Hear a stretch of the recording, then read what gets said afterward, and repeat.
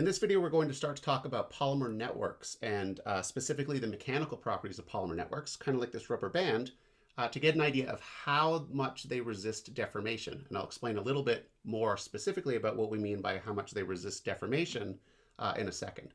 But before we do that, we should probably answer one question, which is, well, what is a network? And so this is a simple question to ask and answer. But what is a network, or what is this polymer network?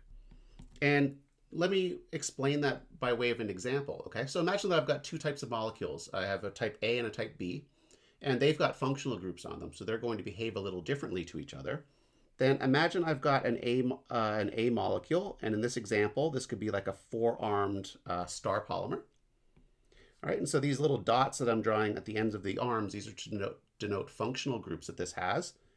And so I'm going to call this an A4 component because it's got those four functional groups that can then bind to other parts of the network or other components of the network.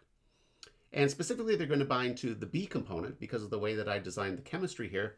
And so imagine that B is just kind of like this linker molecule. So it's a linear polymer chain with these linker groups, and there's only two of them. And so what happens is, imagine, for example, this could be something like a four-armed PEG, polyethylene glycol. And this could just be, the B component could be a linear PEG. All right, so this might be a really good biomaterial. And when I combine these two things together, what I'm going to form is a really regular structure, at least in ideal conditions, where I've got these four-armed A components like this. And what they've done is they've linked up with all of those linear linkers, which kind of tie the four-armed components to everybody else in the network. Okay, so here's one linker, and so of course I'd have another one up here. I'd have another one down here, and so on and so forth. And it's going to form the full network, and I'm going to get, at the end of the day, this A4 B2 network. And this is one example of what a polymer network would be. Okay, and so what I've got is I have these things over here. So I've got these things, let's say in solution. So maybe I'm forming this network in water. Okay, so maybe I'm forming a hydrogel. These things are basically the solute or the sol. And as they link up like this, what I'm doing, if you think about when I'm forming this A4B2 kind of structure, I'm kind of forming this giant macromolecule. And as the reaction proceeds, this molecule is getting bigger and bigger and bigger and bigger. And eventually it's going to kind of percolate through the entire system, and it's going to form a gel. So it's going to go through what we call this sol-gel transition. And then what I formed is a gel. Now, what we're going to talk about in this video and the next one is not the gels. What we're going to talk about is the dry polymer network. And then what we're going to do is we're going to start introducing solvent into it to see how that softens the network, right? If you think about like contact lenses, if you ever let them dry out, they're much harder than when they've got the saline solution in them. So we're going to talk about that separately. Today, we're going to focus on these kind of dry polymer networks. And again, the goal is we're going to see how these things resist deformation so that we can get an idea of what their mechanical properties are like. Okay, so maybe before we even get to that, though, let's talk about the structure of our network. Notice that when I form this network, I've got these junctions that are tying the molecules to the rest of the network, and they have a certain functionality to them. Okay, so in this example, the functionality of this is every one of these nodes is tying four chains together throughout the network. And again, I like to imagine it as forming this kind of like hockey net type structure throughout the material. And, if we think about that, we can start to change what the structure of our material is by changing that kind of hockey net structure. So while the example that I did above had this A4 linker, there's no reason that I couldn't have a three-armed star polymer and react that maybe with those linear linkers. Those are easy enough to synthesize in the lab. In fact, I don't even have to stop there. I could have maybe a six-armed star polymer come in, and it could react, with, oh, that's not A3, is it? That is A6. Okay, so it could come in and it could react. So A6 could react with B3, etc., right? And what that's going to do, if you think about what we did up here, what that's going to do is it's going to change the structure of those junctions. And so in this case, when I form this network right here, I've got this functionality of 3 that's tying that junction to the rest of the network. Over here, I've got 6, a functionality of 6 at that junction that's tying it to the rest of the network, and so on, right? So that's kind of like where I'm controlling that structure. And in addition to that, like most materials, I'm going to have defects in there because I'm never going to form a perfectly uniform material. Now, I can get really close. Some people play really nice games with chemistry and make really uniform polymer networks. So I can get close, but I'm always going to have some kind of defects in there. And if you just consider this F equals 3 junction, actually, let's look at an F equals 4 junction. I can kind of show you what those defects might look like. So for example, I've got this going off to attach to a linker. And I don't know, let's say this arm is going to go off and react with a linker. And I could have this arm go off and not attach to a linker because of what happened, right? This polymerization or this formation of the networks, this random process. And so what I end up with in this case is I've got this dangling end or this dangling chain. And it does not contribute to the mechanical properties of the network because it's not engaged. It's not attached to everybody else in the network. And so in this case, this chain is what we would call elastically inactive because it is not contributing overall to the mechanical properties of the material. It's just kind of flopping off here doing its own thing. Whereas these chains right here, these are attached to the rest of the network like that. In addition to this dangling end, I could even form a loop. And so in this case, the polymer is coming off the junction and going back and attaching to the junction, again, because of whatever chemistry is going on there. And I could form this primary loop.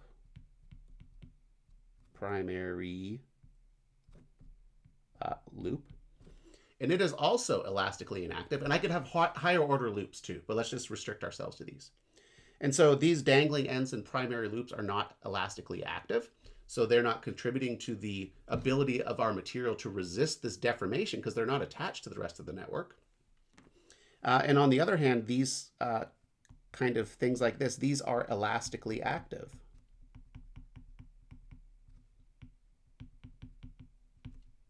Elastically active because they are participating. They are tying the molecules back to the other parts of the network.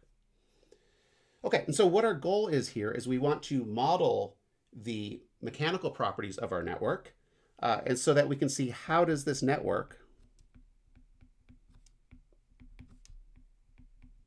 resist deformation. In other words, how is it going to resist when I pull on it and how much is it going to pull back? Or you could ask the other question, which is completely equivalent. Like if I've got a polymer that's this long, how much force do I need to apply to extend it a certain amount? And as we'll see, the amount of force that I need to extend this material a certain amount, not only is it going to depend on the structure of the network and the presence of defects and things like that, but it's also going to depend on temperature, as we'll see, which is a really neat thing for polymers and is one reason that they have some of the unique properties that they do. Okay, so actually, you know, another question that we can ask before we get to how does this material behave when we start to apply a force to it, why does it resist the deformation to begin with, right? It resists this deformation because it's got crosslinks. And so the next question or the next topic to really discuss quickly is what kind of attachments form or what kind of, let's say, crosslinks form. And there's kind of like two classes you can think of in this case. So you can have chemical ones. Okay, so you can have chemical crosslinks. And in that case, usually what you've got is you have some kind of reactive functional group.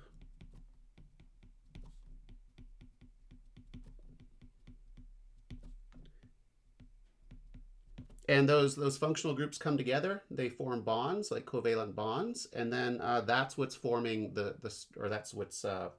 forming the structure of the network that's resisting this deformation. So a very common way to do it. Some of the functional groups that you might use thiols, activated esters, so like NHS esters, things like that. You use these to chemically link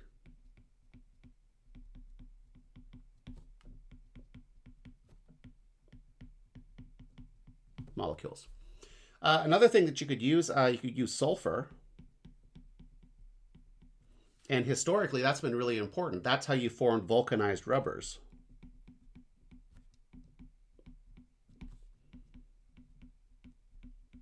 Right? You take your polymer chains and you form these kind of like sulfur bridges between them. And as a result, the material becomes much stronger than if you just had the unvulcanized polymers in there. Historically, super important, goes back a long time. It's how you form tires and stuff like that. Hugely important for Second World War and things like that. So those are chemical crosslinks. You can also have physical ones.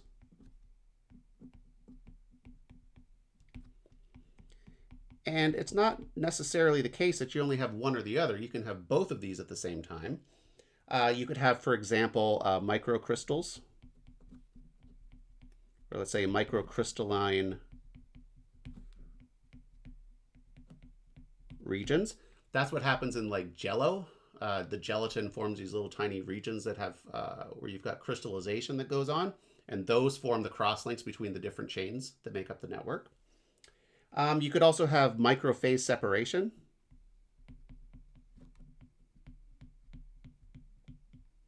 Right, so we just discussed the Flory-Huggins theory. We were talking mainly about blending two types of polymers together that are distinct from each other, but if you had a block copolymer, where you've got those chemically distinct chains covalently bound to each other, then you can form kind of rich structures, these microphase separated structures. So for example, if you've got, let's say a tri-block copolymer. Okay, so let's make that white, and let's make the middle block blue. And we'll make this block over here white again. Then in this case, you could have something where you've got polystyrene forming up the middle block, and you could have butadiene. Actually, no, I want the other structure. I don't want it this way. I want to do it where I've got styrene right here, so I have polystyrene on the end. And maybe I've got butadiene in the middle block. Now, polybutadiene and polystyrene are not chemically compatible with each other, and now we understand why they tend to demix. But with these tri-block copolymers, they are covalently bound to each other, and that puts some constraints on how they can separate. And so what you tend to form are these regions where you've got styrene that's associated with other styrene molecules, or let's say the other parts of the chains that are styrene. And then coming off, you have these butadiene chains, and they end up linking other regions where you have kind of these styrene domains like this. And this is how SBS rubber works. Okay, so this is an example of styrene butadiene styrene rubber formed from these tri-block polymers. And when we were talking about Flory-Huggins theory and the tendency of polymers to separate from each other, we use this as an example of something that you could use to, for example, make the soles of shoes. And so not only is the styrene linking the chains together, but it's also this kind of hard region, this hard glassy region that's dispersed in this rubbery butadiene matrix. And so that's how this material could work. And there's one that I've kind of left out, and that is, it's a physical crosslink, but it's an entanglement.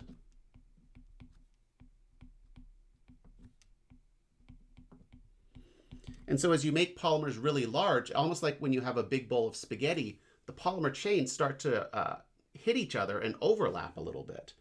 And so you've got crossing of polymer chains like this. You have a really big polymer chain, and then another one will come in, and it just kind of gets wrapped up around it. So maybe it goes underneath over here, and over top over here, and so on. And so in this example, I have formed right here, and right here, 3 entanglements with another polymer chain, and these act like physical crosslinks. And their locations are not permanent in time, but they move around as the chains slide past each other.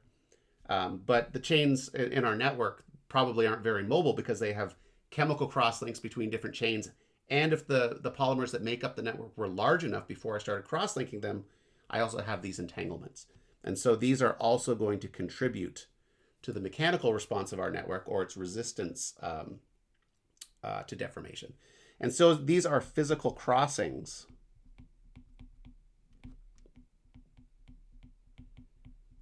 of polymers.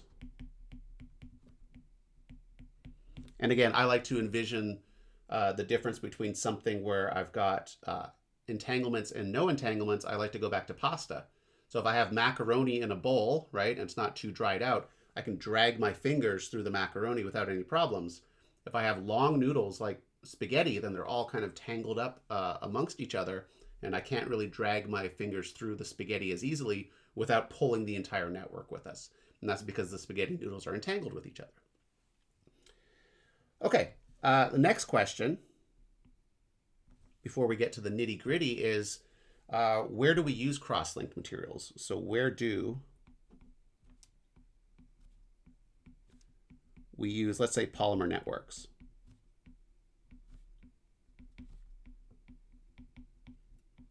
Well, we already saw one example. My contact lenses are hydrogels, so they're polymer networks that have solvent in them.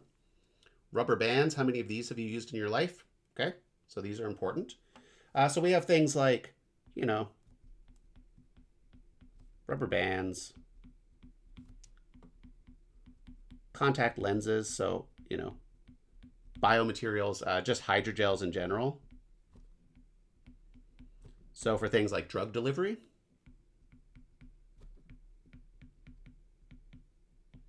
gaskets. As we discussed in class, it was a gasket in the solid rocket booster of the Challenger space shuttle that ultimately failed and led to the explosion back in 1986. What's that, 40 years ago almost, to the date when I record this video. Tires, things like that. My point is that polymer networks are everywhere, and they're a very important class of materials in many, many, many different types of applications. I could also say more generally vulcanized rubbers.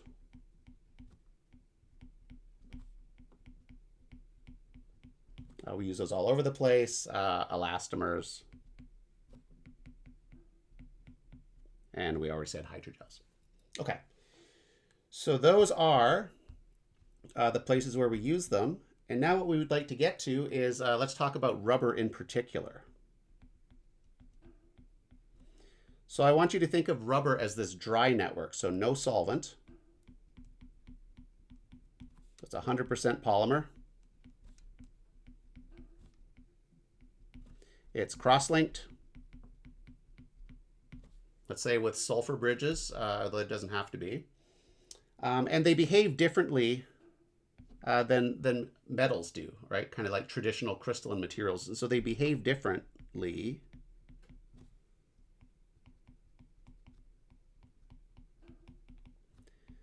than, let's say, hard materials.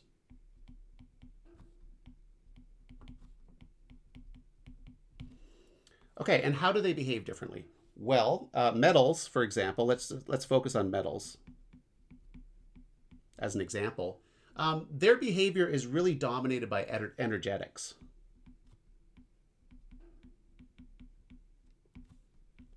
Okay, so what I mean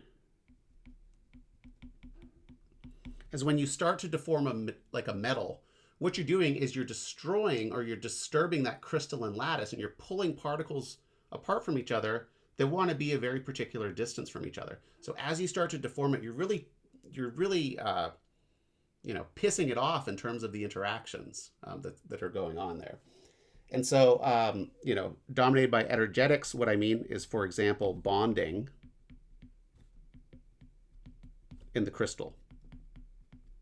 All right, most metals are crystals. Not all of them, but most of them. Rubbers, on the other hand, or a polymer network, is really dominated by entropy.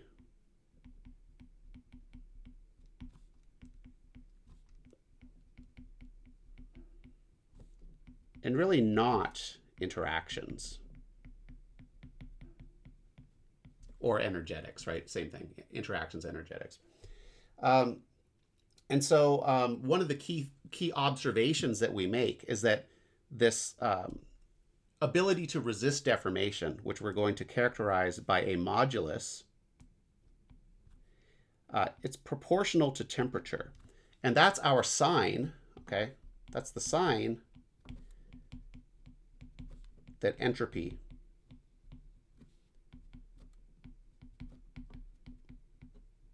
is at play. So that's really the difference. It suggests that entropy is at play. And what it means is that for polymers, if I've got to apply a certain amount of force or stress to elongate this material, if I increase the temperature, I'm going to have to apply more force or more stress on this material to maintain this elongation, because as I increase temperature, the resistance to this shape change goes up. And so the material really doesn't want to maintain the shape as much as possible. And so as I increase the temperature, if I don't keep the force constant, I'm going to see that this rubber band is going to pull up on me and go back to its original shape.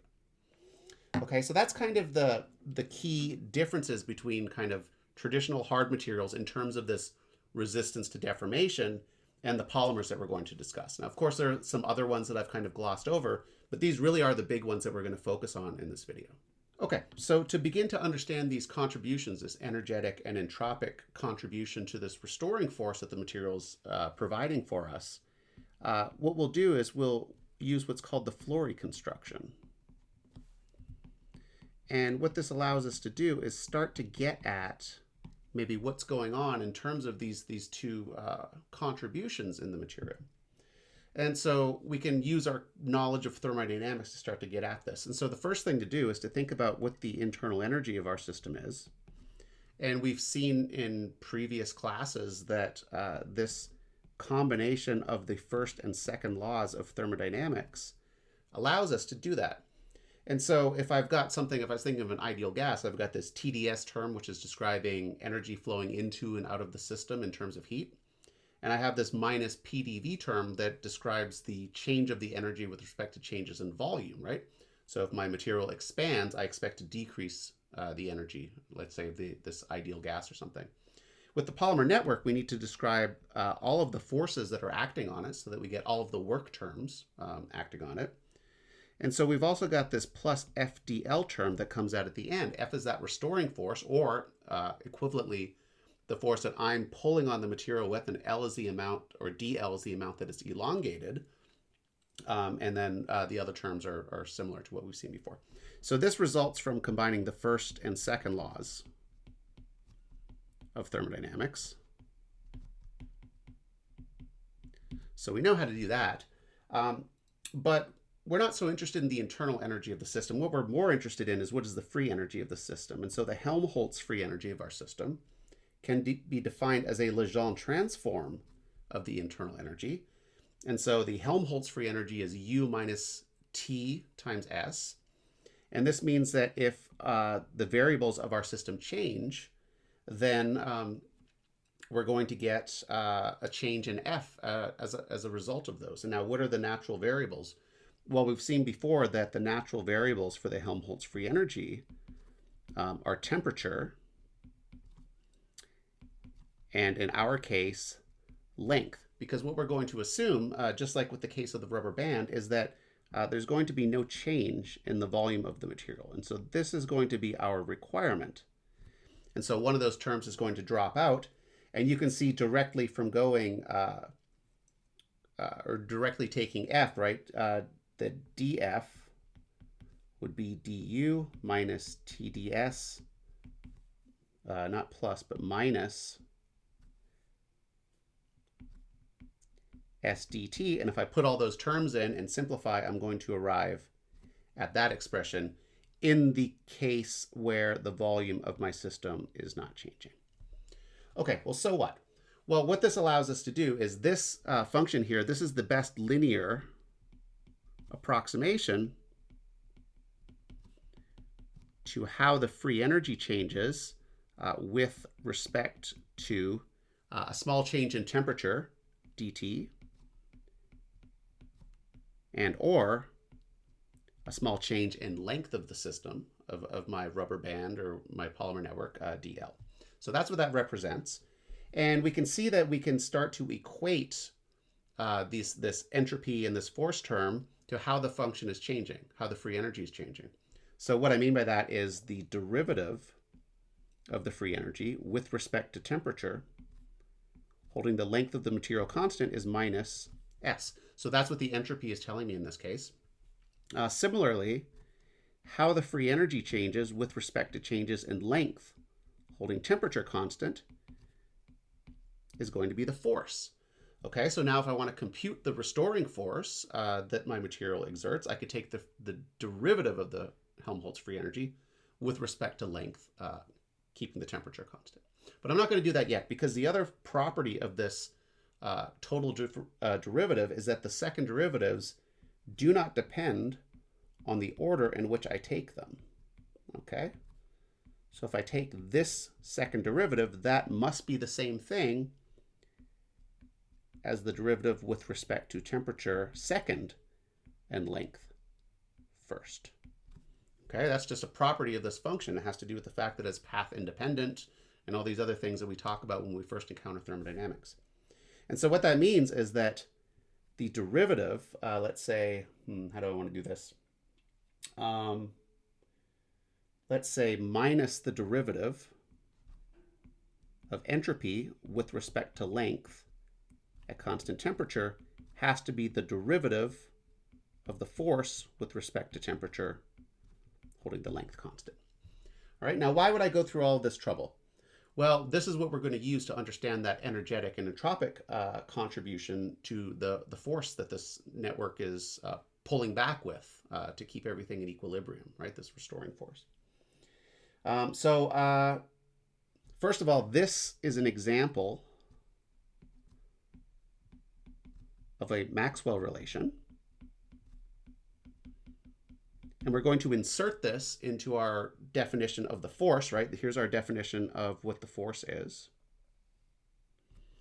We're going to insert it into that, and we're going to get an idea of what the energetic and entropic contributions are.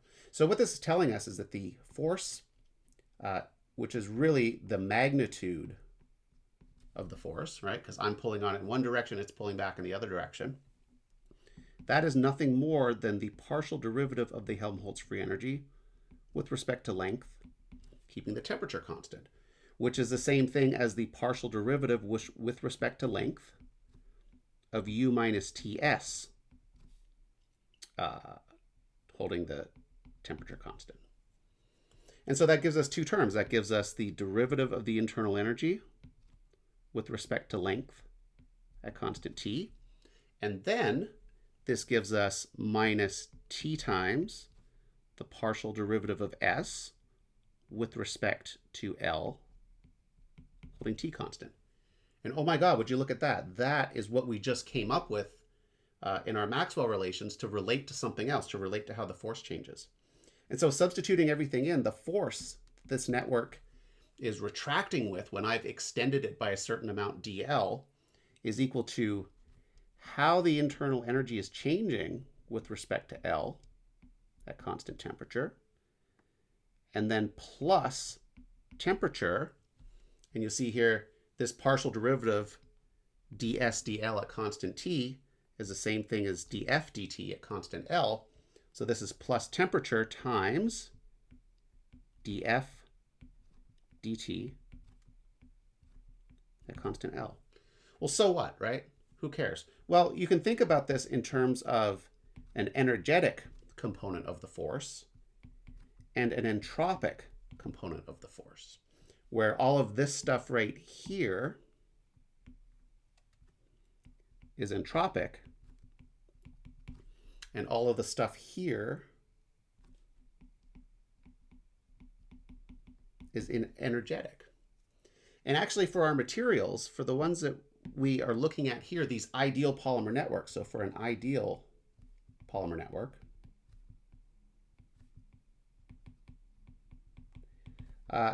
this energetic thing is not very important. So that's the first thing. And then there's going to be a couple of other things that are going to go along with describing this material to let us understand it a bit more. So that's the first one. The other one is that we're going to see that for rubbery materials, let's just say for polymers, this dF dt at constant L is greater than 0. So what that really means is that when I've got this material and I start to pull on it, if I start to increase temperature, it's going to pull back with even more force. So the amount of force that it's pulling back with increases as a function of temperature. And again, if I'm keeping this thing still at equilibrium with a certain elongation amount, the more that I increase the temperature, the more the network is pulling back. And so the more that I have to pull on it to keep it in equilibrium, or if I don't do that, the network's going to retract because of that. So that's how polymers behave, and that's in contrast to, let's say, metals and these crystalline materials. So for metals, this thing, the amount of force with respect to temperature at constant L is less than 0. So as I increase the temperature, that contribution to how the material is behaving becomes smaller and smaller and smaller. And, you know, Fe is relatively large. And so for the metals, this is dominated, again, by energetics.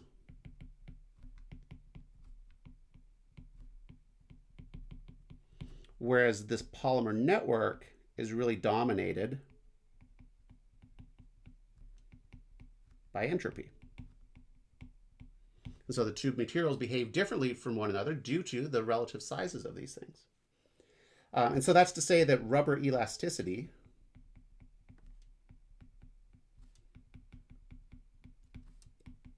is primarily entropic.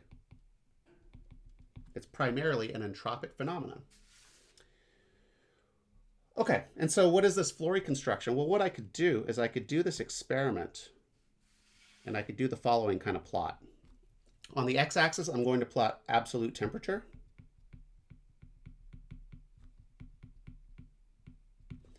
Which, you know, just means that I'm plotting it in Kelvin. So I'm plotting it relative to absolute 0. And on the y-axis, I'm going to plot the force. And since we're going to be talking about it in a second, I'm going to say that this is going to be proportional to the stress that the material experiences. And now what this analysis that we just did tells us is that if you look at this equation right here, this is basically a linear function. So what it's telling us is that the force is equal to some energetic component plus temperature times how the force changes as a function of temperature at constant L. So I'm going to have a certain y-intercept at 0 Kelvin.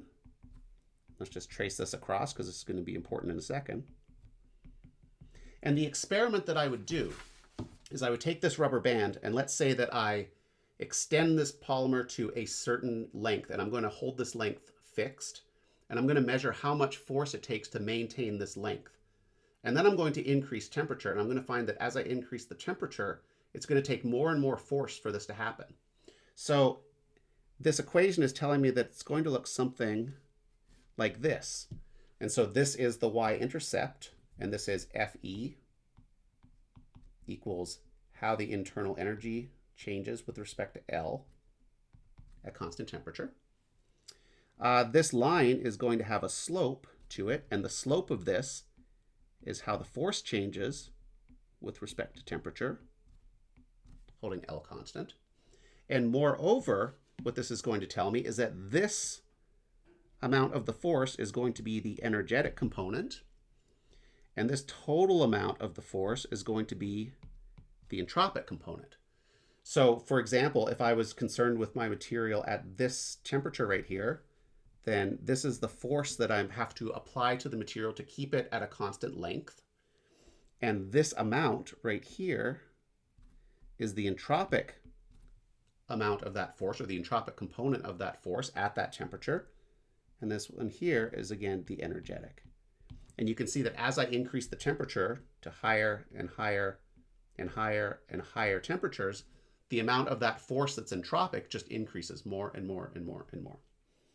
And so that's the Flory construction. That's how we can understand what is going on in terms of the restoring force, or how much force I need to apply to the material. And what we're going to see in the next video is that when we start to think about the force that the material is exerting, we can start to predict what the mechanical properties are of the network in terms of something that we call the shear modulus, which is how much the material resists changes to its shape.